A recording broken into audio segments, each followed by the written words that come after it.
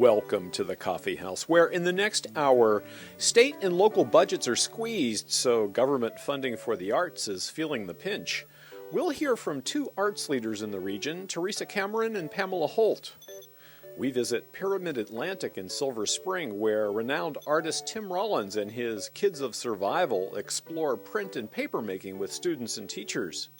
Yes, this is dance, Goode performance group style. Liz Lerman hosts the innovative Bay Area choreographer, Goode. Call it Martin Luther King's I Have a Nightmare speech. A nation that continues year after year to spend more money on military defense than on programs of social uplift is approaching spiritual death. New York Times reporter Christopher Marquis is here to chat about his first novel, A Hole in the Heart, and singer-songwriters Lori Kelly and Cletus Kennelly offer up the grand prize winner in the Mid-Atlantic Songwriting Contest.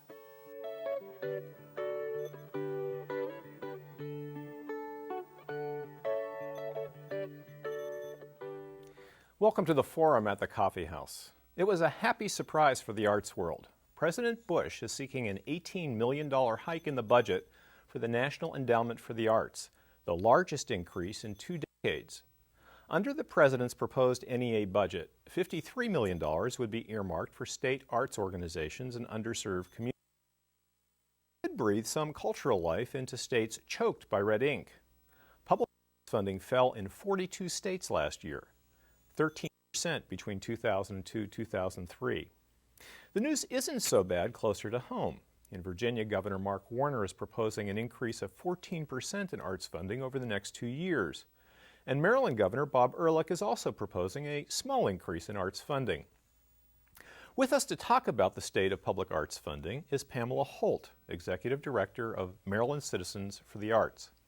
Welcome, Pamela, to the Coffee House. Thank you. Also with us is Theresa Cameron, Executive Director of the Arts and Humanities Council of Montgomery County. Welcome, Theresa. Welcome. Thank you.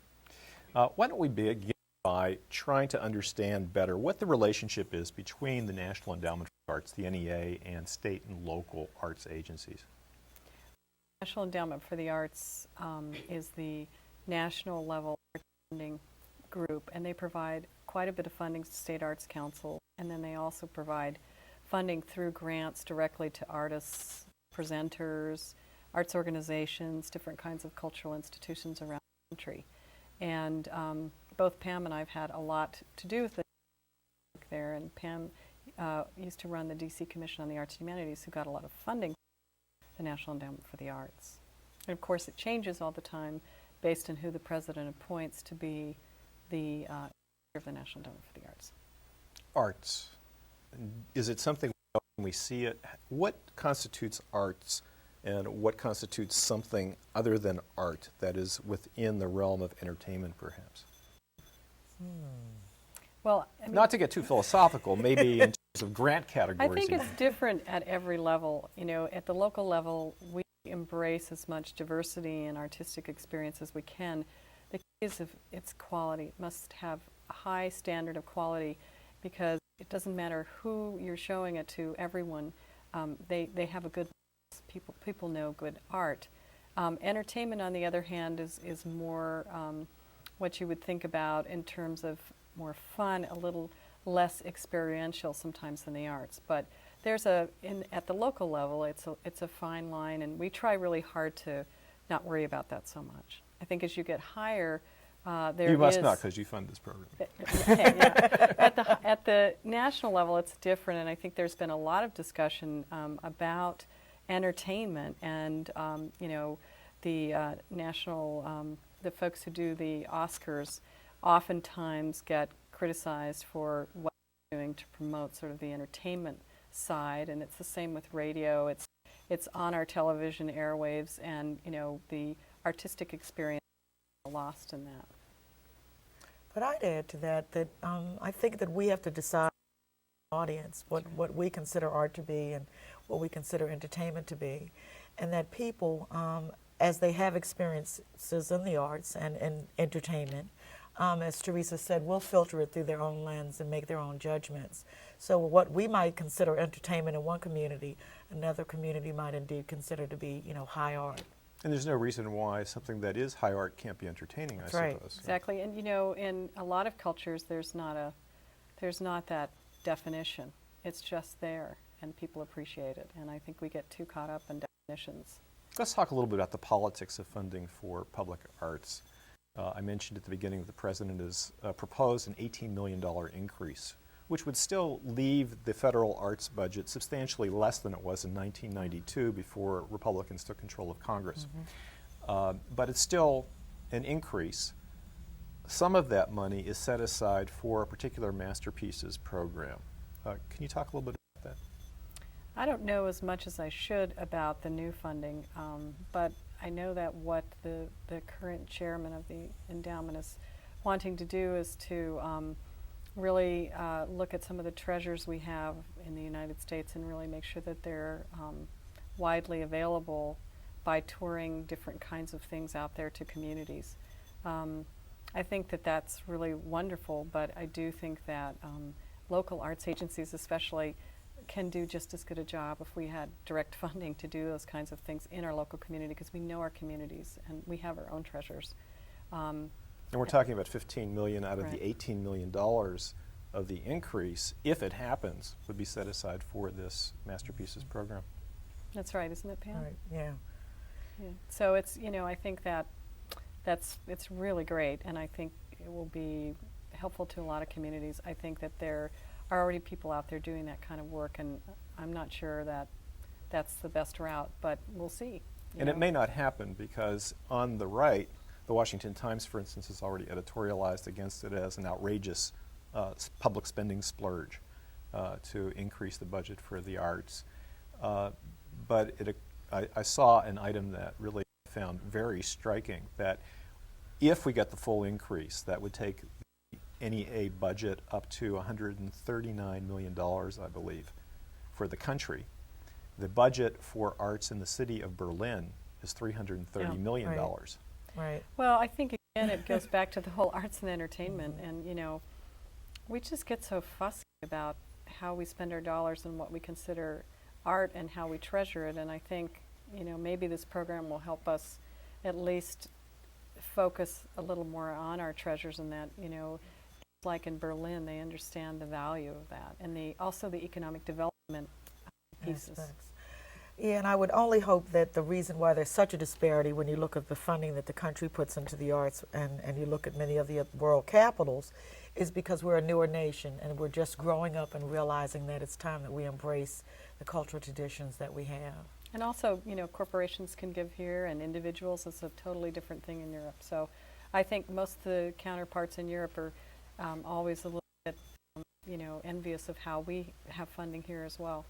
Although I saw a comment from somebody who runs a repertory theater in Nebraska saying that they put on a program called Lend Me a Tenor because they needed to raise money and they knew it would be a commercial success, and it was a commercial success, but the effect was, he said, that now we're not doing as many hard-hitting dramas because we have to turn our theater into a commercially viable operation, and therefore it affects the art that we're able to create. And that's why it's so important to have the government funding, which is what Pam Right. is out there trying to help us get at the state level all the time. Tell me about what's happening in Maryland. Thanks. I'd love to. What we do at Maryland Citizens for the Arts is advocate for public funding, particularly at the state level in Annapolis. We work closely with organizations such as the local County Arts Council here in Montgomery County to help expand awareness of the arts, the importance of the arts. In Maryland, the arts are generating almost $1 billion in funds back to the state. When you look at the quality of life, the economic impact of the arts, we believe that it's an industry that should be supported and not cut. In the last 2 years, the Maryland State Arts Council's budget has been cut by 22%. Those are very deep and painful cuts. Governor Ehrlich's budget this year is essentially a flat budget, and we are hoping that with constituent support we can hold the line and spare any additional cuts to the arts budget. You talked about economic development pluses in the arts. You both have talked about that. the county executive of Montgomery County, Doug Duncan, has in fact built a whole development plan around the arts. The arts as a catalyst to development, as a force that will draw development generally. Talk a little bit about that. Well, I think the county executive has been extraordinarily wise in the way he's done planning in the county, and he understands that there are parts of the county that are growing so quickly, and a lot of need is there. And he's been able to use the arts as a galvanizing force to pull communities together. And then in our older communities that are needing a boost, decaying a bit, he's been able to say, let's use the arts as a catalyst to then draw other citizens and corporations into that area, say like Silver Spring and now hopefully Wheaton.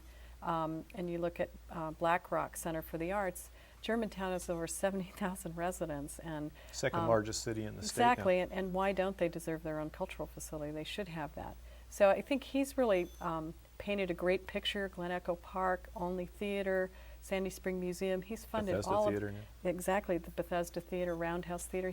He's helped start the funding for these. By no means has the county funded them, the structures all themselves. People have had to raise a lot of money.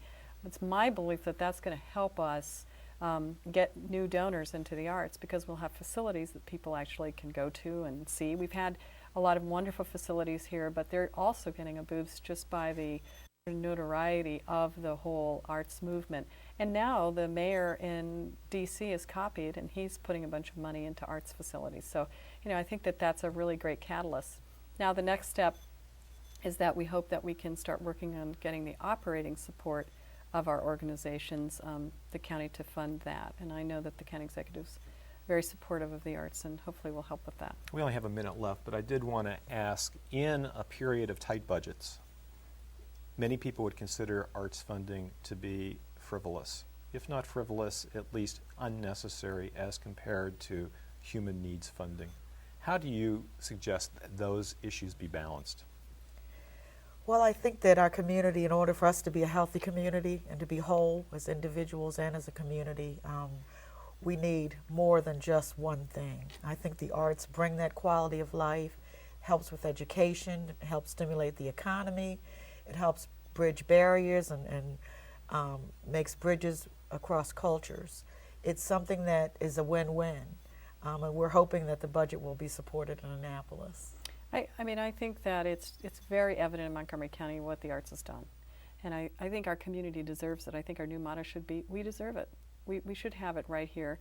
And we're not asking for any special treatment over other budget areas, but the arts isn't a frill. It should never be thought of as a frill. And you can ask any child what their memory is of growing up, and it's going to be an arts experience. Many thanks to Theresa Cameron and Pamela Holt for joining us to talk about the state of public arts funding.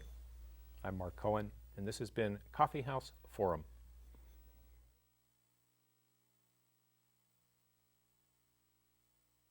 Welcome to the Artistic Eye. This month, we are visiting an arts and education program. It is organized by Pyramid Atlantic in collaboration with the artist Tim Rollins and a group he helped start called Kids of Survival. First, Rollins will have the students listen to Haydn's famous oratorio called Creation. Then the students will explore the meaning and imagery. After that, the students will make art together in response to the music. It is part of a program to increase visual literacy skills amongst at-risk students and to develop new teaching techniques for such kids. All right, here we go. Listen to me. This is the day. Okay. So the one thing I'm going to ask you to do today, all right? Every single one of you. I want you to today focus like crazy, and we're going to make works that are twice as good as what we did last time. They've got to be gooder than good. They have to be excellent. I'm very excited that we're in this new space. It's our first home. It's a building we own, and it's in the Arts and Entertainment District of downtown Silver Spring, which is a wonderful location for artists. There are a number of major artists from Maryland that live here and work here. The project is derived from Haydn's Creation Oratorio, which he did from 1796 to 1798. And the libretto is based on Milton's Paradise Lost. Each print being specifically about one particular day in creation, the appearance of light, the emergence of water, the creation of the firmament, the animals coming to life. So it has its own internal logic and rhythm. In working with Haydn's The Creation, we're really excited about the idea of playing God. What if we could recreate our universe? You know, what would that look like? That's good. It's very pressure cooker-like. It's only 4 hours, and they have to produce, and Tim has them going, going, going, going. Certainly there have been artist collectives before, but this is one where he comes in. He definitely has a vision, but he allows the kids to really develop new voices, break ground. He's looking for things that he's never seen before, and that's unusual for an artist, to have that willingness to be free enough to let those kids' voices in. It's almost like walking in a very dark room. I can't predict what it's going to be at the end, and that's where the surprise comes in. That's where the magic comes in, and it becomes quite obvious what works and what's not working. And that's how the kids start to really begin thinking like true artists. I remember him distinctly saying, "I don't want any cliches here. No stars, no hearts, no, pointing fingers, no wings." Because cliche is when you do not trust your own creativity. You can create a beautiful print over over a year period. This is simply a dress rehearsal for something you can do in all aspects of your life. I think that narrowing down to the indigo palette colors, really was a development and a breakthrough that came about from one of the kids, just what she had in her cup. Creating the color was fun. He asked me to mix it up again because of something I did before, and it's fun to work with something that you made and then they're deciding to use it. It's kind of fun. About 2 years ago, I met Tim Rollins and the Kids of Survival and felt that his approach could be very effective at Pyramid Atlantic. Tim is politically active. An institute that's near Washington, D.C. has to be politically active. Additionally, pulling in two well-known curators to the project, George Mason University students, the high school and K through 12 students, the teachers, made this a perfect location for interactive education, arts, and visual literacy. I'm very interested in the fact that we are so busy for the last 22 years working the way we work that there's really no time for reflection. There was no observation of how we did what we did. And so this project at Pyramid Atlantic allowed for that. And it felt like the kind of project that should really happen more often. And what you could see is how they were progressing from a paper which was completely unmarked by numerous papers that they were really exciting to mark. And you can see 5 minutes going, 10 minutes going, 15 minutes, half an hour, an hour. I liked it a lot. It showed me that there's a lot of other things I can do with art and a lot of different things I can just, test around with. What happens is when we do these workshops is that the kids, they themselves, they see it as an opportunity to grow. And that's what you want to leave behind. You want to plant the seed and you want to let them water it. And you want to leave the door ajar. I was absolutely stunned by the quality of what we have all been able to do and what these kids have been able to do. I love it when something that we're doing here in the studio and in our artwork is confirmed, is talked about by a great artist from history. This artist's name was Kandinsky. The creation of a work of art is the creation of a world. Did we make some worlds in this workshop? Oh yes. Oh yes. What we need to do now is remember how we did this last time. If you see, we're going to go through, get rid of your ego, forget about what you made, forget about what your team made. Take a look and which ones really talk to you. Not even talk to you, which ones sing to you. And you just put a little X on the bottom. At this stage, the kids are really acting as curators, editing, making these selections, and giving that winnowing down process. And I love that because the kids have great eyes. As a curator, generally you are receiving the works after they're done. This is the opportunity to see the works being made, seeing the whole creative process, which is very public and performative with almost 70 people involved. It's really quite chaotic, but in a wonderfully creative way.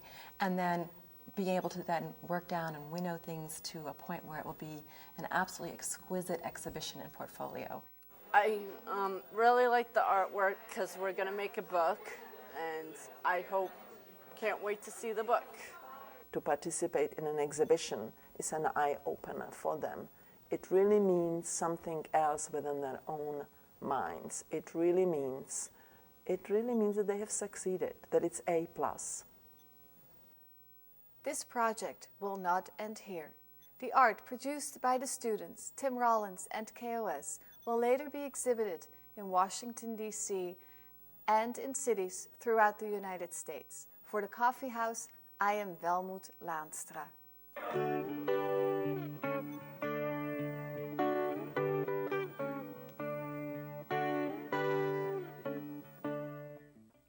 Welcome to In Step at the Coffee House.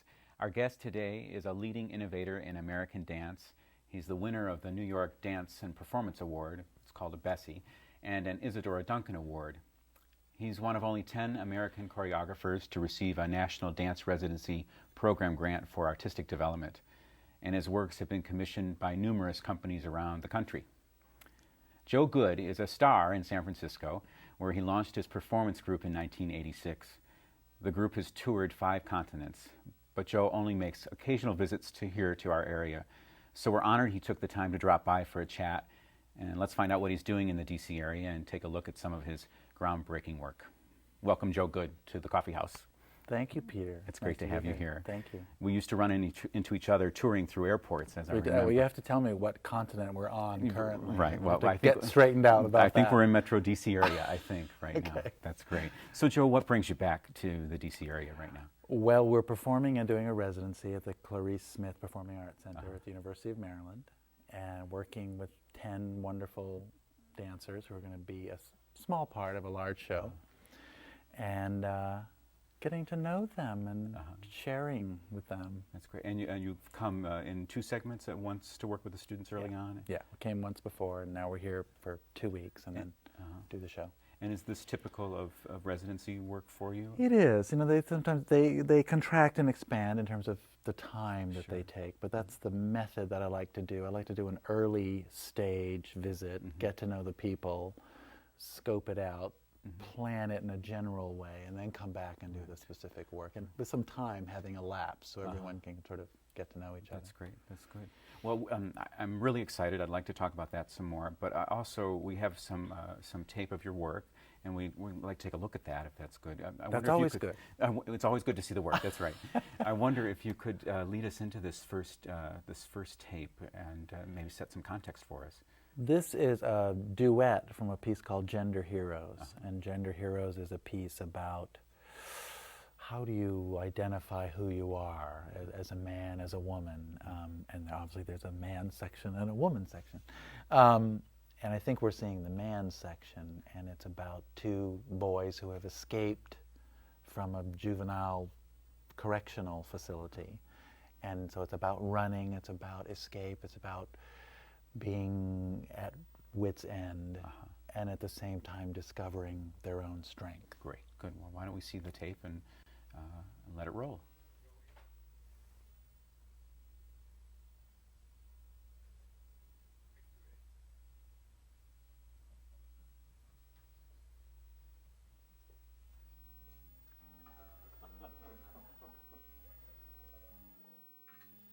He was tough. I mean, I was half scared of him. He didn't talk.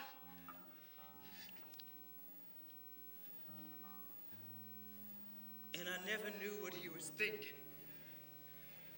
But somehow, I trusted him.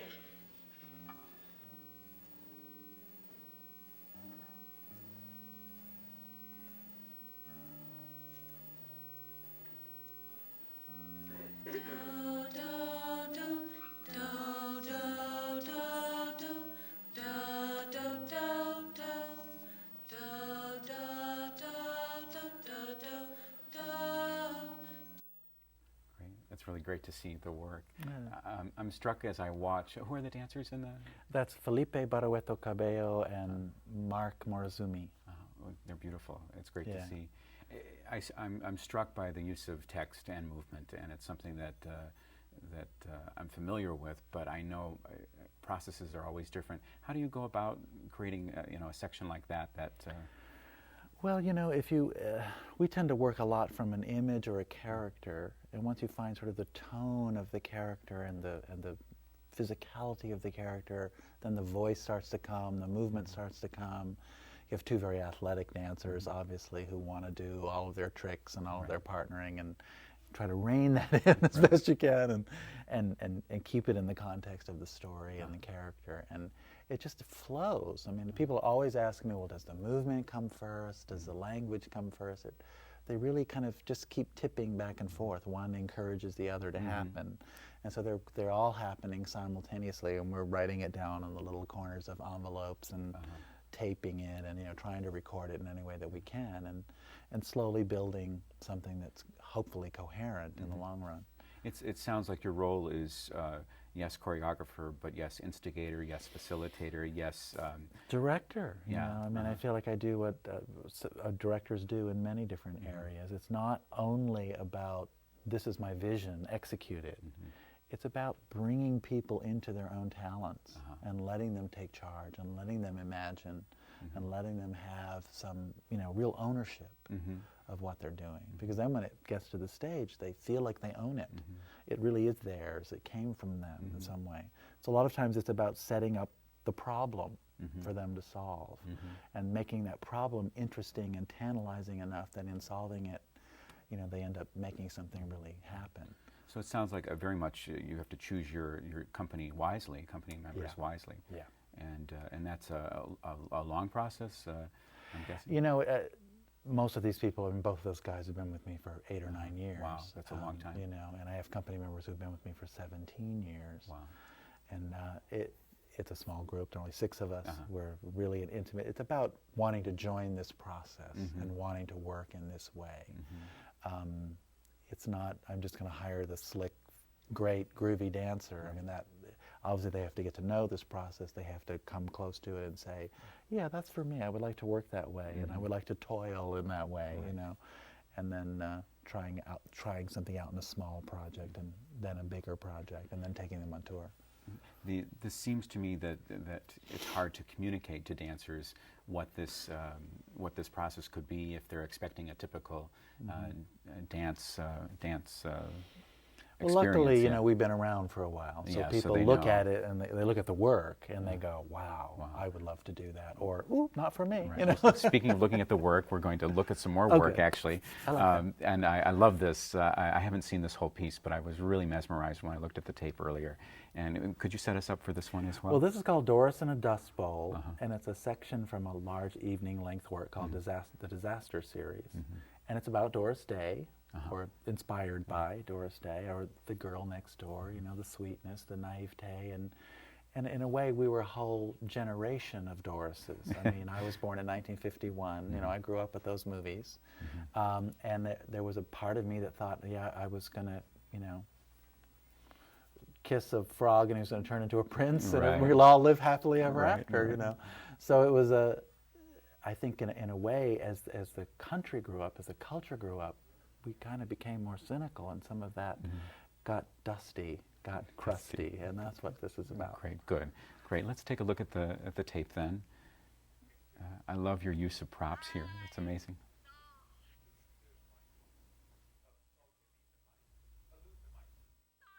Please, don't eat the daisies.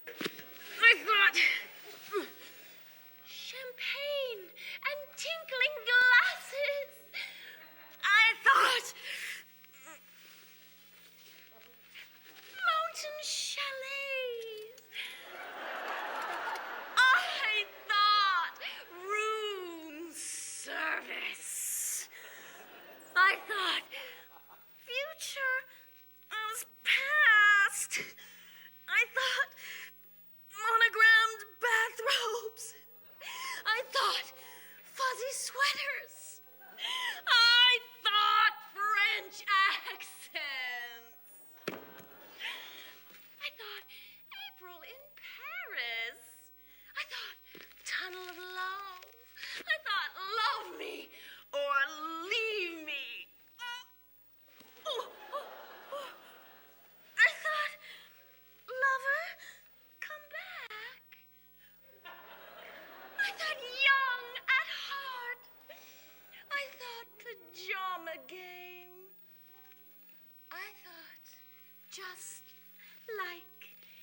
the movies. I thought romance on the high seas. I thought lucky me. I thought move over, darling. I thought that was great. That's great to see. How old is that piece? Is it? That's 1989, and Wow. Liz Burrett, the fabulous Liz Burrett, has been dancing with me since, well, for 17 years. Oh, that's great. And so that's a real relationship, and you know, we still do a lot of duetting together. So it's really like being with family. That's great. That's really great. We have a few minutes left. What's next for you? What after you leave us, and we'll be sad to see you go. What's next? Well, we're in a tour. We're doing the East Coast and then the Midwest and then the West. Wow. So we're doing 4 cities in the East and 3 cities in the Midwest and then like 7 cities in the West. Wow. So it's a big tour, Yeah. and we're busy, and then we're making new work. Which for us now, we're kind of entering into a musical frontier. Oh, that's great. Really using our voices, singing, making the songs personal, making it matter, you know, to us and hopefully to other people. That's great. It's great that you are not taking one definition of dance. It seems very choreographed. It seems very much beyond one form and into many. Yeah, it's about mixing. It's about allowing yourself to make something with people in a setting that is, you know, warm and friendly, and hopefully you make something that a lot of other people can relate to. And why restrict yourself to any one art form? And we will literally bring in the kitchen sink if that'll help. That's great. Well, you brought in the sifting powder already, so that's really great. That's really good. It's been really great to talk with you, and I appreciate Peter. your being here tonight. It's my really pleasure. great. I look Thank forward you. to seeing the work again and again. Thank you. That's great. That's great. You probably know why I call Joe a genuine innovator. His radical thinking, insistent integrity, and beautiful singular movement vocabulary mark him as one of the great artists of modern dance world.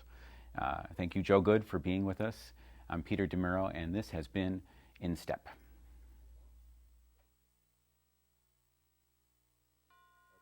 Revolution of values will lay hands on the world order and say of war, this way of settling differences is not just. This business of burning human beings with napalm, of filling our nation's homes and with orphans and widows, of injecting poisonous drugs of hate into the veins of peoples normally humane, sending men home from dark and bloody battlefields, physically handicapped and psychologically deranged, cannot be reconciled with wisdom, justice, and love. A nation that continues year after year to spend more money on military defense than on programs of social uplift is approaching spiritual death. Don't let anybody make you think that God chose America as his divine messianic force to be a sort of policeman of the whole world. God has a way of standing before the nations with judgment, and it seems that I can hear God saying to America, you are too arrogant. You don't change your ways. I will rise up and break the backbone of your power, and I'll place it in the hands of a nation that doesn't even know my name. I call on Washington today. I call on every man and woman of goodwill all over America today. I call on the young men of America who must make a choice today.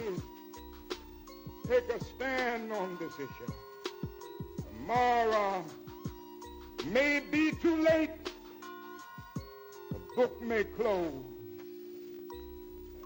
And I don't know about you. I ain't gonna study war no more.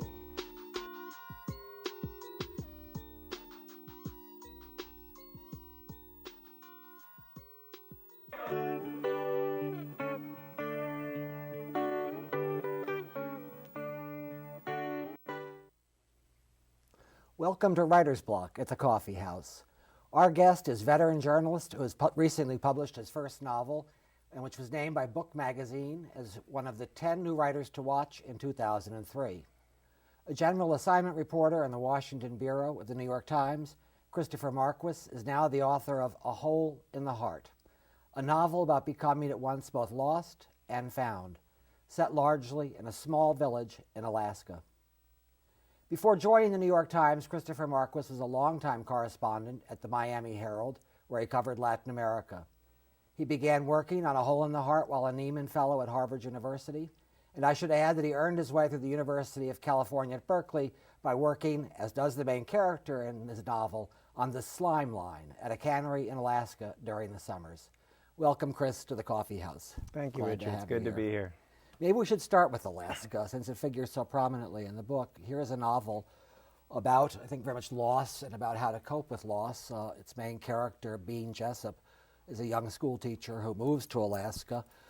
How does Alaska play a role in the novel as a character? The setting seems so important, and I wonder how you see its importance in relation to the novel's themes of loss and grief.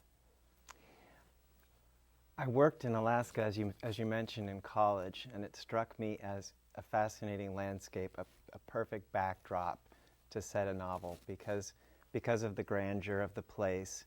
And yet, the fishing village where I decided to focus Bean's life is a small, almost small town, Mayberry-esque village, sort of perched in the middle of grand isolation. There's no roads in or out. You have to get there by boat or plane. And it struck me as just sort of a fascinating setting to really explore feelings of desolation, community, and rebuilding your life based on your own precepts. It's interesting you compared it to Mayberry to start with and then came to the word desolation, of course, because I think we usually think of those as so different. We're told in the novel that Bean identifies or feels kinship, I think is the line, with the birds that come to Alaska. And each of the chapters in the novel begins with an excerpt from Pemberton's Guide to the Birds of Alaska. And I wondered in what ways does Bean feel kinship with the birds that come specifically to Alaska? Excuse me. Bean is a bit of a lost soul. She's estranged from her family. She's made a decision at a point in her life, she's 26 years old, to move to Alaska and try to define herself on her own terms. Up until then, she'd been largely dominated by a neglectful mother, an estranged father. This was her opportunity to decide who she was going to be as a person. And she migrated, in a sense, to Alaska to discover who she was. The birds of Alaska are fascinating, and it's one of the great nature preserves that we still have. And Bean was taken with sort of the long journeys that they undertake, the Arctic tern, which travels spends more time in daylight than any other creature, constantly flying toward the sun, their homing instincts, their mating rituals. All of these things served to guide her to figure out her own world. So she clung to the Pemberton Guide almost as a guide for life. It's interesting because the novel sets up such a realistic surface of daily life in Alaska, Bean's eventual journey back to San Francisco with her mother-in-law after her husband dies, and yet at the same time it's a metaphoric novel, as clear from listening to you talk about Pemberton's Guide. You use the word lost to describe Bean, and when Bean moves to Alaska and meets a man and marries a man who shortly goes missing, taking tourists up to Mount McKinley and is later found dead. When she meets this man, Mick, who's to become her husband, we're told that Bean feels saved, that she feels as if she's found. I'm thinking about that in terms of the word lost. And it strikes me as kind of an irony maybe in the novel, because while she's feeling that, her husband is about to go missing and not be found. And I wondered how you saw this metaphor of being lost and being found in the novel. Is it important for Bean to not feel saved, but to save herself? Absolutely. And to my mind, life is a constant flux of being lost and being found. And that's sort of what the book is an exploration of, is the often unlikely bonds we make to get us through to the next hurdle, get us over the next hump. And that's what Bean does, is she establishes the first bond with Mick, her husband, and then when he's no longer there, she has to reach out to the community in which she's based herself. And that means the children that she teaches in school, that means her hard-sexed best friend Lois, and ultimately that means her mother-in-law, with whom she chafes at first, but ultimately comes to probably the deepest relationship of the book. Mm-hmm. In many ways, the most interesting character, the mother-in-law, Hannah, who comes to Alaska after her son is declared missing. I wondered often throughout the book, the title, the metaphor of the title, A Hole in the Heart, the idea of how we move around with holes in us and move nonetheless is important. Hannah is the one who gets to speak about that in the novel, who describes, if I remember correctly, describes a hole in the heart as being something that we all have, and that being something that we all learn to live with. How do you see her function in the book in terms of as a guide to being, as a teacher, I suppose, a chain-smoking, geriatric, unlikely teacher to being? Yeah. She is the most unwelcome guest at first. She's 70-something years old. She's arthritic, so she's always dropping things. She's got a penchant for stealing. She's constantly snatching things and tucking them away, to Bean's unending irritation. So she's not exactly your classic role model. But she has learned a few things in life, one of which is, as you say, the realization that we all have holes in our hearts. We all have just searing losses that we carry around with us, and perhaps we don't ever overcome, but we learn to live with. And what she tells to Bean is, don't just endure those holes, but cherish them. Because at the end of the day, you want a heart full of holes. Think of them as a badge. What else are you going to have to show for your life? She's a very moving character in that way. It's interesting because she starts off, I suppose, not only as an unwelcome guest, but as an oddly comic character, and ends up as a source of wisdom. It's interesting to me, of course, also that she's the mother-in-law, and that Bean's relation with her own mother is strained, would be too mild, is broken, and that so many families throughout A Hole in the Heart, are biological families, are essentially splintered and broken and painful sources. What is the role of found family in the book as opposed to biological? It's essential to the story. I think in this day and age, people are much more familiar with this concept that you can't pick your biological family, but you can craft your own found family. And that's exactly what Bean does. As you say, her relationship with her mother couldn't be much worse. Her mother is very meticulous and very concerned with appearances. And Bean is a little bit, she's a bit sloppy, she's a bit, her thinking process is not so rigorous, her thoughts float through her head like clothes in the dryer. She's a little late. She's the kind of person who, when she's washing clothes, she throws a red sock into the laundry and everything comes out pink. She's still getting her act together. When you describe her right now, you describe her so much in terms of the images you use for the novel, and listening to you describe someone in terms of images, it's hard not to wonder, what is a novel that you do that as a journalist you cannot do? In your daily life, of course, I don't know that your work is telling a story by virtue of its images. What has the novel been like for you? Not as much. It's been liberating, Richard. That's probably been the most exciting thing, is that I spend most of my days writing what other people say about the world. They're chronicling their vision of the world, their vision of reality. And it's a very exacting discipline for the newspaper. This was an opportunity for me to just fly off like one of the birds that I write about. It was a chance to really explore feelings and also just put my own self throughout the book. And one of the most exciting things about a first novel too is to just pull in all your life experiences, mix them up, and lay them out in a new and exciting way that sort of stuns yourself at that process. It's a pleasure as a reader to be part of the mix, and thank you very much for the novel.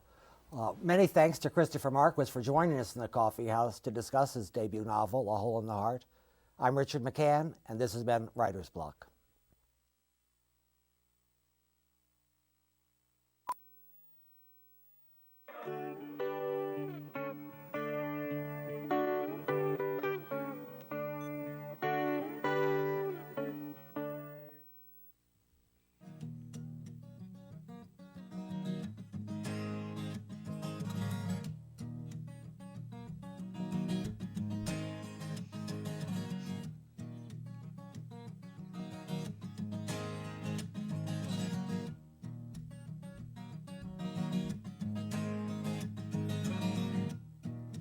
If I come to your house, would you let me in? I won't be staying very long. And if I come, would you offer me coffee or tea? I don't see how that could be wrong.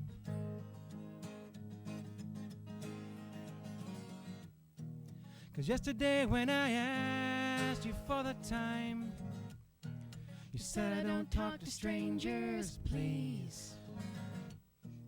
But I recognize in those eyes the pain of the knife. Well, I'm not him and he's not me. So take my watch, take my wallet for collateral, and check my license for ID. Someday soon you'll have to take that leap of faith, you gunshot girl.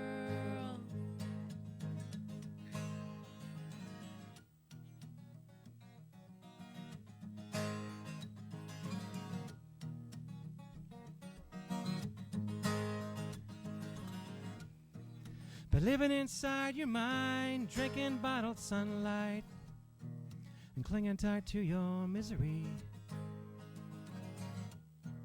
Well, take a knife, find that face, and you can cut it out, and burn the photo with those memories. So take my watch, take my wallet for collateral, and check my license for ID. 'Cause someday soon you'll have to take that leap of faith, you gunshot girl.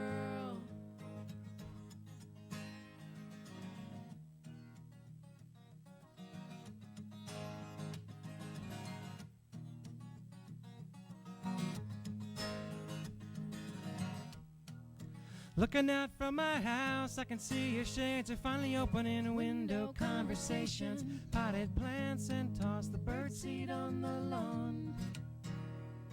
Again, you gun-shy girl. You can take my watch, take my wallet for collateral, and check my license for ID. Someday soon you'll have to take that leap of faith, you gunshot girl. Gunshot girl. Make it so.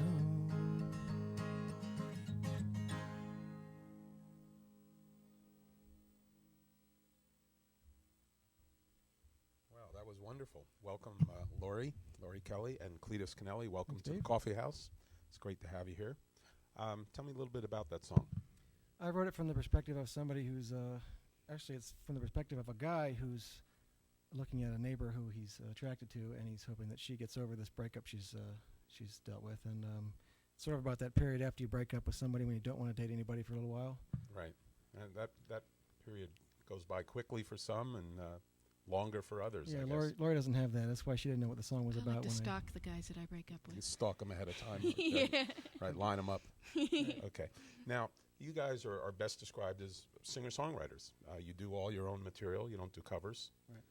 And you play on Laurie's recordings, and Laurie, you play on his recordings. Some of his newer recordings. But you go out as a duo a lot. Now, singer-songwriting, how does one advance their singer-songwriting career? Well, a good way to advance your career is if you live in the Washington, D.C. area, you could join the Songwriters Association of Washington. And you meet a lot of other songwriters, and you swap songs. Are there contests? Well, yeah, I'm glad you asked that, because I was just in the Mid-Atlantic Song Contest, and one of my songs off of my new CD won the grand prize overall. So I'm a rich woman now. Made tens of dollars. Yeah. All right. So that's a good segue.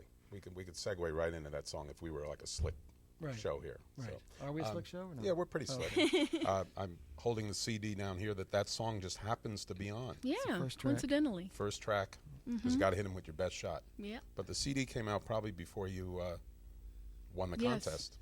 It came out. So you knew you had a feeling that song was special. I entered the contest. She entered the contest months before, but my CD had come out a couple months before the contest. Yeah. Okay. And what's the name of it? It was a great day. Take it away, guys. This is a song about not being able to do the things you want to do because of the things you have to do.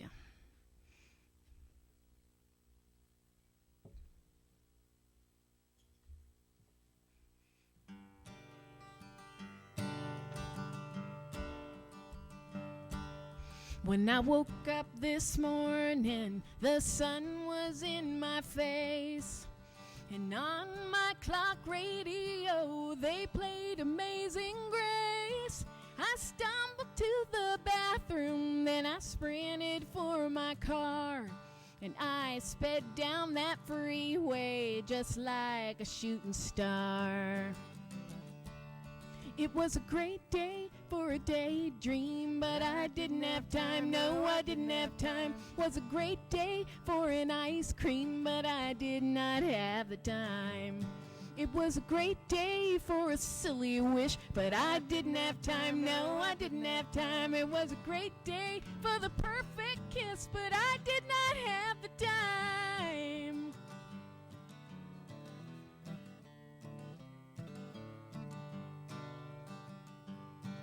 When I got to work this morning, there were papers on my desk. My office looked a lot like me, that's to say it was a mess. I darted for my coffee and I downed it like a pill.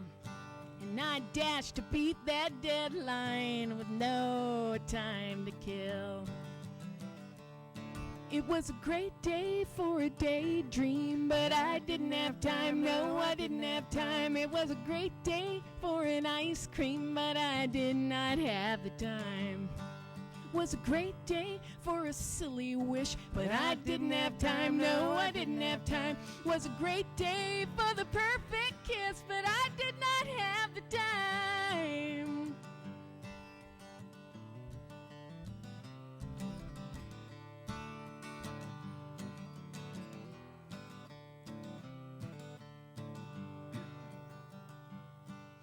When I got home this evening, the moon was sinking low, and I wondered where the day had gone and what I had to show. For all the working hours, for time away from home, whichever way I spend my day, I spend the night alone. It was a great day for a daydream, but I didn't have time, no, I didn't have time. It was a great day for an ice cream, but I did not have the time. It was a great day for a silly wish, but I didn't have time, no, I didn't have time. Was a great day for the perfect kiss, but I did not have the time. No, I could not find the time. Well, I would not make the time.